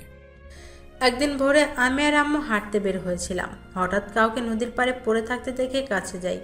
প্রথমে ভেবেছিলাম হয়তো মারা গেছে, পরে বুকে কান পেতে বুঝতে পারি বেঁচে আছে। আমি আর আম্মু হসপিটালে নিয়ে যাই। 3টা গুলি লেগেছিল বুকে। ভাগ্য ভালো থাকায় গুলিগুলো সাইডে লেগেছিল। ডক্টর অপারেশন করার পর বেঁচে তো যায়, তবে 2 মাসেরও বেশি সময় কোমায় ছিল। সেন্স ফিরতেই কিছু মনে করতে পারে না, নিজের নামটাও মনে ছিল না। আমার খুব ইচ্ছে ছিল একটা বড় ভাই হলে কত আদর ভালোবাসা পেতাম তার থেকে। তখন আমি আম্মুকে বলে আমার ভাইয়া হয়ে আমাদের সাথেই থাকবে, আর তারপর থেকে আমাদের সাথেই আছে। আর ভাইয়ার নামটা আমি রেখেছি। কিন্তু ভাইয়া, তোমার যদি সব কিছু মনেই ছিল, তাহলে কেন সেদিন বলেছিলে কিছু মনে করতে পারছো না? সব কথা মনে করতে পারছিলাম না, আর নিজের একটা নিরাপদ আশ্রয়ের প্রয়োজন ছিল। পুলিশ অফিসার যদি জানতো আমি বেঁচে আছি, তাহলে হয়তো আবার একই কাজ করত, আর ওর সাথে লড়ার মতো শক্তি তখন আমার ছিল না। তাহলে আমাদের খবর কেন নাওনি? সেন্স ফেরারও 1 মাস পর আমি ভালো করে হাঁটতে পারি। তারপর একদিন ছদ্মবেশে গিয়েছিলাম তোমাদের বাসায়। গিয়ে জানতে পারি তোমরা বাসা ছেড়ে চলে গিয়েছো অন্য কোথাও। তারপর অনেক জায়গায় খুঁজেছি, কিন্তু কোথাও তোমাদের পাইনি। আর তাই সবকিছু ভুলে থাকার অভিনয়ে নিজের সাথে দিন রাত যুদ্ধ করেই কাটিয়ে দিয়েছি।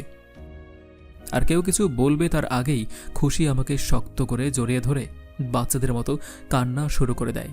সবার চোখেই পানি। একটু পর খুশি আমাকে ছেড়ে দিয়ে চোখের পানি মুছে নেয়। রকিও আমাকে জড়িয়ে ধরে কান্না করতে থাকে। এই, তুই কবে থেকে মেয়ে মানুষের মতো কান্না করা শিখলি গে? নতুন বর এভাবে কান্না করলে কিন্তু ভালো দেখায় না। ভাইয়া বাবুকে ছেড়ে দিয়ে কিছু বলতে গেলে বাবুই আগে বলে। আচ্ছা, এখন কিছু বলতে হবে না, জানি অনেক কথা জমে আছে, পরে সব শুনবো। রাত অনেক হয়ে যাচ্ছে, যা গিয়ে স্টেজে বস। ভাইয়া গিয়ে স্টেজে বসে পড়ে, ছোঁয়াও পাশে গিয়ে বসে। সবাই ইমোশনাল কাটিয়ে গায়ে হলুদের অনুষ্ঠানে মনোযোগী হয়। আমি বাবুর হাত ধরে একপাশে বসে আছি, নীরা আমার পাশেই বসে আছে। হুট করে নীরা বলে, এই জন্যই তো বলি ভাইয়া, কোনো মেয়েকে সহ্য করতে পারে না কেন? কত মেয়ে যে ভাইয়াকে প্রপোজ করেছে ভাবি। ভাইয়ের সোজা কথা, আমি এসবে নিজেকে জড়াতে পারবো না। এখন বুঝতে পারলাম, মন তো আগেই দেওয়া হয়ে গেছে। নীরার কথা শুনে দুজনেই মুচকি হাসি। এক এক করে সবার হলুদ দেয়া শেষ হয়ে যায়। এরপর সবাই আনন্দ করতে থাকে। ছোঁয়া খুশিকে টেনে নিয়ে স্টেজে তুলে বলে গান করতে। খুশি না করলেও সবার জোরাজোরিতে এক পর্যায়ে রাজি হয়। খুশি আমার দিকে তাকিয়ে গান গাইতে শুরু করে। গান শেষ, হাততালির ধুম পড়ে যায়। খুশি মুচকি হেসে আমার পাশে বসে। খুব সুন্দর গান করো তো তুমি। তোমার কাছে ভালো লেগেছে গানটা? ভীষণ ভালো লাগছে। গানটা পুরোটাই তোমার জন্য। যখন তুমি ছিলে না আমার কাছে, আমি তো ভেবেছিলাম আমি তোমাকে হারিয়ে ফেলেছি, আর কখনো হয়তো তোমার সাথে দেখা হবে না। তোমার মৃত্যুর খবর শুনে আমার অবস্থা কি হয়েছিল আমি তোমাকে বলে বোঝাতে পারবো না। বউ সেজে যার জন্য বসেছিলাম সেই এই পৃথিবীতে নেই। এটা একটা মেয়ের জন্য কতটা কষ্টের বলে বোঝানোর মতো না। যার জন্য আমরা কষ্ট পেয়েছি তাকে তো এর মাসুল দিতেই হবে। আমি সুস্থ হবার পর ওকে খুঁজতে গিয়েছিলাম, কিন্তু ও সেখান থেকে চলে গেছে। একটা কথা জিজ্ঞেস করব তোমাকে, সত্যি করে বলবে? তোমার কাছে মিথ্যা বলার কোনো প্রয়োজন নেই আমার। কি জানতে চাও বলো। ওই পুলিশের সাথে তোমার কি পার্সোনাল কোনো শত্রুতা আছে? আমি একটা ছেলেকে বাজারে সবার সামনে মেরে ফেলেছিলাম। ছেলেটার নাম ছিল সুমন। আমার এরিয়ায় একটা মেয়ে ছিল, গরিব বাবা মায়ের একমাত্র মেয়ে। মেয়েটার স্বপ্ন ছিল পড়াশোনা শেষ করে ওর বাবা মাকে একটা সুন্দর জীবন দিবে চাকরি করে। কিন্তু ওই জানোয়ারটা মেয়েটাকে তুলে নিয়ে গিয়ে ধর্ষণ করে মেরে ফেলেছিল। তাই আমি ওকে এই পৃথিবী থেকে বিদায় করে দিয়েছিলাম। আর সেই জন্য পুলিশ অফিসার আমাকে মারতে চেয়েছিল, কারণ সুমন ছিল ওই পুলিশ অফিসার সম্রাটের ছোট ভাই। সেই জন্যই অফিসার আমাকে সেদিন ওসব কথা বলেছিল। কোন সব কথা? তোমাকে কিভাবে চিনে ওই পুলিশ অফিসার? এরপর আমি বাবুকে সেদিনের সব কথা বলি। বাবু সব কথা শুনে কিছু সময় চুপ করে থেকে বলে, তুমি তো আমাকে কিছুই বলনি। আমি তো এত কিছু জানতাম না। তুমি যখন বলেছো তুমি সব কিছু ছেড়ে দিবে, তখন ভাবলাম তুমি সব ছেড়ে দিলে তো আর পুলিশ অফিসার কিছু বলবে না। কিন্তু ওনার মনে যে এসব ছিল এটা তো আমি জানতাম না। আচ্ছা, এসব এখন বাদ দাও। রকির বিয়েটা হয়ে যাক, তারপর আমি আমার পিছনের সব হিসাব নিকাশ শেষ করে তোমাকে সারা জীবনের জন্য আমার করে নেব। আমাকে ছুঁয়ে কথা দাও, আর কখনো আমাকে একা রেখে যাবে না। এই তোমাকে ছুঁয়ে কথা দিলাম, আর কখনো তোমাকে ছেড়ে কোথাও যাব না। খুশি আমাকে জড়িয়ে ধরে দুজন দুজনকে জড়িয়ে ধরি। দেখতে দেখতে রকির বিয়ে হয়ে যায়। পরের দিন রকি আর আমি বসে গল্প করছি। নীরা এসে বলে, ভাইয়া আম্মু কল করেছিল, বাসায় যেতে বলেছে। তুমি গিয়ে রেডি হও, আমি তোমাকে নিয়ে দিয়ে আসব। তুমি কি আর আমাদের বাসায় যাবে না ভাইয়া? আমি বসা থেকে উঠে নীরার দুই গালে হাত রেখে বলি, আমার একটু কাজ আছে, সেই কাজ শেষ করে বাসায় আসব। বিয়ের জন্য আব্বু আম্মুকে নিয়ে আবার এখানে আসব। নীরা আমাকে জড়িয়ে ধরে। কিছু সময় পর নীরাকে নিয়ে বাসায় চলে আসি। আব্বু আম্মুকে সব কিছু বলি। আব্বু আম্মু বলে তাড়াতাড়ি বাসায় ফিরতে। আমি আসবো বলে চলে আসি খুশিদের বাসায়। তারপর খুশিদের বাসায় চলে আসি। এখন কি করবে ভাই? সম্রাট কোথায় আছে খবর নেই। সম্রাটের হিসাব নিকাশটা শেষ করে নতুন করে আবার জীবনটাকে সাজাবো। আচ্ছা ঠিক আছে ভাই, আমি এখনই রাহাতকে খুঁজে বের করে সবকিছু বের করে নিচ্ছি। রকি চলে যায়। আমি খুশির রুমে এসে দেখি খুশি নেই। ব্যালকনির দরজা খোলা দেখে সেই দিকে গিয়ে দেখি ম্যাডাম দাঁড়িয়ে বাহিরের পরিবেশটা উপভোগ করছে। আমি গিয়ে পিছন থেকে জড়িয়ে ধরতেই খুশি ভয় পেয়ে চমকে ওঠে, আবার মুহূর্তেই শান্ত হয়ে যায়। চোরের মতো পেছন থেকে জড়িয়ে ধরলে কেন? তুমি তো আমাকে দেখোনি, তাহলে কিভাবে বুঝলে এটা আমি? তোমার শরীরের মিষ্টি গন্ধ আমি কখনোই ভুলতে পারি না, আর তোমার স্পর্শ আমি খুব ভালো করেই চিনি। এতদিন তোমার বাসায় না থাকার পরেও এতটা ভালোবাসা আমার প্রতি? তোমার সাথে যে কিছুদিন একসাথে ছিলাম, সেই স্মৃতি কখনো ভুলে যাবার নয়। আর শুধু কাছে থাকলেই ভালোবাসা যায়, দূরে গেলে ভালোবাসা যায় না, এমনটা তো নয়। যে বেঁচে থাকে তাকে না হয় ভালোবাসা যায় দূরে গেলেও, কিন্তু যে মারা গিয়েছে তাকেও কি এতটা ভালোবাসা যায়? তুমি যদি সত্যি মারাও যেতে, তারপরও এই খুশি তোমারই থাকতো। তোমার সাথে কাটানো স্মৃতি নিয়েই বাকিটা জীবন পার করে দিতাম। আমি খুশিকে আমার দিকে ঘোরাতেই দেখি ওর চোখ থেকে পানি পড়ছে। আমি খুশিকে কিছুটা আমার দিকে টেনে নিয়ে এসে আমার ঠোঁট দিয়ে ওর চোখের পানি শুষে নেই। খুশি আমাকে শক্ত করে জড়িয়ে ধরে। খুশিকে বুকে নিয়ে বেশ কিছুটা সময় চলে যায়। হঠাৎ মোবাইলের রিংটোনে দুজনেই বাস্তবে ফিরি। পকেট থেকে মোবাইলটা বের করে দেখি রকির কল। কল রিসিভ করতেই রকি বলে, ভাই খবর পেয়ে গেছি, সম্রাট এখন রাজশাহী আছে, আর আজকে ওর বিয়ে। ভালো একটা দিন আজ, চল ওই বরযাত্রী যেতে হবে তো। বলেই কল কেটে খুশিকে সবকিছু বলে যেতে নিলে খুশি বলে, কথা দাও, এবার আর আমাকে ফাঁকি দিয়ে হারিয়ে যাবে না, আমার কাছে ফিরে আসবে। কথা দিলাম, কাল সকালের মধ্যেই ফিরে আসবো তোমার কাছে। খুশি আমার কপালে চুমো দিয়ে মুচকি হাসে। এরপর আমিও খুশির কপালে চুমো দিয়ে রওনা দেই। রাস্তা থেকে রকিকে বাইকে তুলে নেই। After a few hours. এই ড্রাইভার, এইদিকে কোথায় যাচ্ছ? স্যার, এই রাস্তা দিয়ে শর্টকাট হবে। আমি গতকালই এই রাস্তা খুঁজে বের করেছি। বাকি সব গাড়িগুলো ওই রাস্তা দিয়ে যাচ্ছে, তোমাকে কে বলেছে শর্টকাট দিয়ে যেতে? আরে স্যার, আজ আপনার বিয়ে, রিল্যাক্স করুন। তোমার কণ্ঠটা কেমন পরিচয় মনে হচ্ছে। আমার দিকে ঘুরে তো। আমি পিছনে ঘুরতেই সম্রাট ভূত দেখার মতো তাকিয়ে আছে। কয়েক ঘন্টা আগে রাজশাহী এসে সম্রাটের ড্রাইভারকে ডেকে নিয়ে একটা রুমে বেঁধে রাখি, আর তারপর ড্রাইভারের ড্রেস পরে গাড়িতে বসে অপেক্ষা করতে থাকি। তুই বেঁচে আছিস আফটার এ ফিউ আওয়ার্স। এত সহজে এই বাবুকে তুই পৃথিবী থেকে বিদায় করে দিবি অফিসার? সব কিছু ছেড়ে দিয়ে ভালো মানুষ হয়ে বাঁচতে চেয়েছিলাম, কিন্তু তুই আমার আলোর পথে অন্ধকার এনে দিয়েছিলি। তাই আজ সেই তোর রক্ত দিয়ে অন্ধকার মুছে আলোর পথে যাব। সম্রাট কিছু বলবে তার আগেই ওর মুখে ক্লোরোফর্ম দিয়ে সেন্সলেস করে ফেলি। এরপর চলে আসি সেই রুমে, যেই রুমে আমাকে বেঁধে রেখেছিল। সেই রুমে নিয়ে এসে বেঁধে রাখি। কিছু সময় পর একটা বালতিতে করে রকি পানি নিয়ে এসে সম্রাটের মাথায় ঢেলে দেয়। সম্রাট কেঁপে ওঠে এবং চোখ খুলে হাতের দিকে তাকিয়ে চেঁচিয়ে ওঠে। বাবু তুই আবার ভুল করছিস। বেঁচেই যখন গিয়েছিস দূরে কোথাও চলে যা। এবার আমি তোকে মারলে আর বাঁচবি না, কেটে পিস পিস করে মাছকে খাওয়াবো। তোর সাহস দেখে আমি সত্যিই মুগ্ধ অফিসার। তোর 2 হাত বাঁধা, ভালোমতো চোখ খুলে তাকাতে পারছিস না, আর তুই আমাকে মারার হুমকি দিচ্ছিস। দূরে কোথাও আমি না, তোকে পাঠাবো, এত দূরে পাঠাবো যে আর কখনো ফিরতেই পারবি না। তারপর আমি আমার নতুন জীবন শুরু করব। রকি, ওর হাতের বাঁধন খুলে দে, দেখি কে কার জীবন কেড়ে নেয়। কি? মারতে হলে বাঁধা অবস্থায় মেরে ফেল বাবু, ছাড়া পেলে তোকে বাঁচতে দেব না। সেটাই দেখতে চাইছি অফিসার। তোর কথার মতো কাজেও কতটা মিল আছে। রকি, এখনো দাঁড়িয়ে আছিস কেন? খুলে দে। রকি আমার কথা মতো সম্রাটের হাতের বাঁধন খুলে দেয়। সম্রাট বসা থেকে উঠে হাত ঝাড়া দিয়ে আমাকে ঘুষি দিতে নিলে আমি ওর হাঁটুতে লাথি মারি। সম্রাট পা ধরে বসে পড়ে, আবার উঠে মারতে এলে অন্য পায়ে হাঁটুতে লাথি দেই, মাটিতে পড়ে যায়। মাটিতে 2 হাত দিয়ে থাপ্পড় দিয়ে চেঁচিয়ে ওঠে এবং আমাকে মারতে এলে আমি সম্রাটের মুখে ঘুষি দিয়ে দেই। সম্রাট আবার মাটিতে পড়ে যায়। কিরে, শুয়ে আছিস কেন? আয়।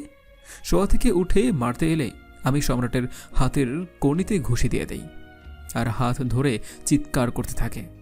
আমি সম্রাটের সামনে গিয়ে গলা চেপে ধরে বলি, সেদিন মিথ্যে বলে আমাকে সাথে নিয়ে এসে ইঞ্জেকশন দিয়ে কাপুরুষের মতো পিছন থেকে মেরেছিলি, আর আজ আমি তোকে তোর সামনে থেকেই মারছি। আজ কোথায় গেল তোর সেই শক্তি? আমার জীবন থেকে 6টা মাস তুই কেড়ে নিয়েছিস, আমার খুশির চোখ থেকে পানি ঝরিয়েছিস, আমার বুকটা ক্ষত বিক্ষত করে দিয়েছিস। সব কিছুর মাসুল আজ তোর জীবন দিয়ে দিতে হবে বলেই গলায় সমস্ত শক্তি দিয়ে ঘুষি দেই। সম্রাটের নাক মুখ দিয়ে রক্ত বের হয়ে যায়, মুহূর্তেই মাটিতে লুটিয়ে পড়ে। ভাই, শালা মনে হয় মরে গেছে। ও যে ভুলটা করেছে সেটা আমি করতে চাই না। তুলে নিয়ে চল, রেল লাইনে ফেলে রেখে আসি, ওর লাশও কেউ খুঁজে বের করতে পারবে না বলেই দুজন ধরে গাড়িতে তুলে নিয়ে আসি রেল লাইনের কাছে। আশেপাশে তাকিয়ে কাউকে না দেখে তাড়াতাড়ি করে রেল লাইনের উপর ফেলে দেই। তারপর গাড়িতে বসে কিছু সময় অপেক্ষা করি। রেলগাড়ি সম্রাটের উপর দিয়ে চলে যায়।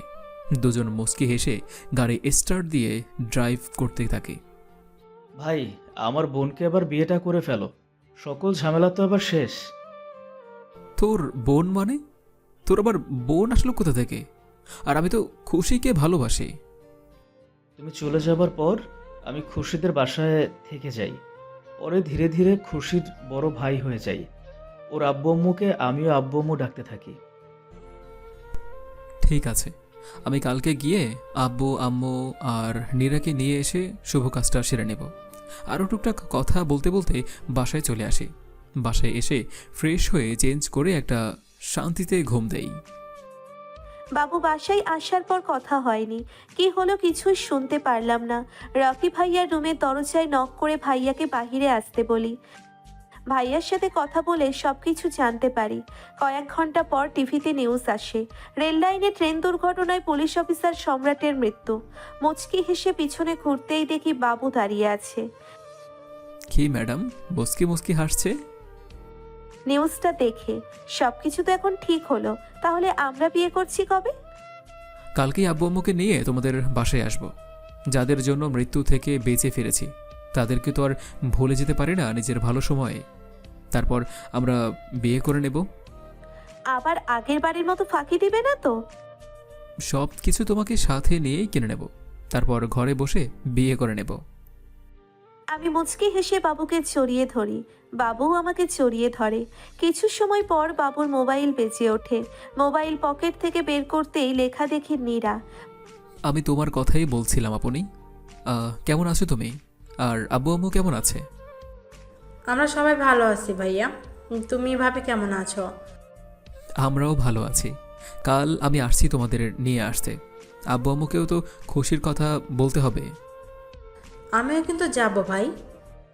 তোমাকে তো নিয়ে আসতেই হবে। আচ্ছা, তুমি আব্বু আম্মুকে সব কিছু বলে রাখো, আমি আসছি, কাল আমি আসছি। ঠিক আছে ভাইয়া, আমি এখনই গিয়ে আব্বু আম্মুকে সবটা বলছি। পরের দিন আমি গিয়ে আব্বু আম্মুকে নিয়ে আসি। আব্বু আম্মু খুশিকে দেখে ভীষণ পছন্দ করে। আমাদের ইচ্ছে ঘরোয়াভাবেই বিয়ে করার ছিল, কিন্তু আব্বু আম্মু চান আয়োজন করে বিয়ে করতে। তাই তাদের কথা মতোই ধুমধাম করে বিয়ের আয়োজন করা হবে। পরের দিন আমরা সবাই বিয়ের শপিং করতে চলে আসি। সবকিছু কেনাকাটা করে রেস্টুরেন্টে এসে লাঞ্চ করে বাসায় চলে আসি। এরপর ধুমধাম আয়োজনের মাধ্যমে আমাদের বিয়ে হয়ে যায়। বাসর ঘরে বসে আছি। বাসর ঘরের দরজার সামনে এসে দাঁড়িয়ে দেখি দুজন পাহারাদার দাঁড়িয়ে আছে। না মানে সেই পাহারাদার নয়, আমার বোন আর রকির বউ।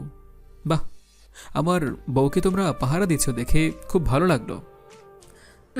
ভাইয়া, আমরা পাহারা দিতেছি, তাই এখন আমাদের হাত ভরে দিয়ে ভিতরে যাও। আগে বলবি না? আমি বাহির থেকে তোদের জন্য চকলেট নিয়ে আসতাম। জি না, চকলেট দিয়ে কিছু হবে না। 10,000 টাকা বের করো। তুই আমার বোন হয়ে আমার থেকে এতগুলো টাকা নিবি? আমি এখন কোনে পক্ষ, সব বাহানা না করে টাকা বের করো। রকে, তুই চুপচাপ দাঁড়িয়ে আছিস কেন? কিছু বল। আমি কি মার খাবো নাকি? আজকে এমন একটা শুভ দিন, মাত্র 10,000 টাকাই তো চাইছে, দিয়ে দাও না ভাই। আচ্ছা তাই না? নীরার ছোঁয়া, শোনো, আমি গতকাল রকির কাছে 15,000 টাকা দিয়েছি, সবটাই তোমাদের। যাও, নিয়ে যাও। দুজনেই রকির কাছে চলে যায়, আর এই সুযোগে আমি ভিতরে চলে আসি। দুলা ভাই, টাকা দিন। আরে ভাই, মিথ্যে কথা বলেছে, আমার কাছে কোনো টাকা নাই। ভাইয়া মিথ্যে বলতে পারে না। ছোঁয়া, তোর বরকে বল টাকা দিতে, নয়তো আমি তোর থেকে নিয়ে নিব। ভাই এভাবে আমাকে বাস দিবে আমি ভাবতেও পারিনি। কি আর করার, নিজের পকেট থেকেই টাকা বের করে দিতে হলো। বাবু ভিতরে আসতেই আমি বসা থেকে উঠে বাবুর পা ছুঁয়ে সালাম করতে গেলে বাবু আমার হাত ধরে এক টানে ওর বুকে জড়িয়ে নিয়ে বলে, তোমার জায়গা ওখানে না বউ, তোমার জায়গা আমার এই বুকে। খুশি মুচকি হেসে আমাকে শক্ত করে জড়িয়ে ধরে। আমি একটু পর খুশিকে বুক থেকে তুলে কপালে চুমু দেই। এরপর বাবু আমাকে কোলে তুলে বেডে নিয়ে শুইয়ে দেয়। আমি চোখ বন্ধ করে আছি। বাবু আমার পাশে শুয়ে কপালে কিস করে। আমি কেঁপে উঠি। এরপর বাবু আমার কোমর থেকে আঁচল সরিয়ে ওর একটা হাত দিয়ে আমার নাভির উপরে স্লাইড করতে থাকে। আমার পুরো শরীরে কারেন্ট খেলে যায়। ধীরে ধীরে বাবু আমার ঠোঁটে নিচে ঠোঁট ডুবিয়ে দেয়। এরপর কি হবে জানতে হলে বিয়ে করুন। আজকে আসছি, আবার ফিরবো নতুন কোনো গল্প নিয়ে। সেই পর্যন্ত ভালো থাকুন। আল্লাহ হাফেজ।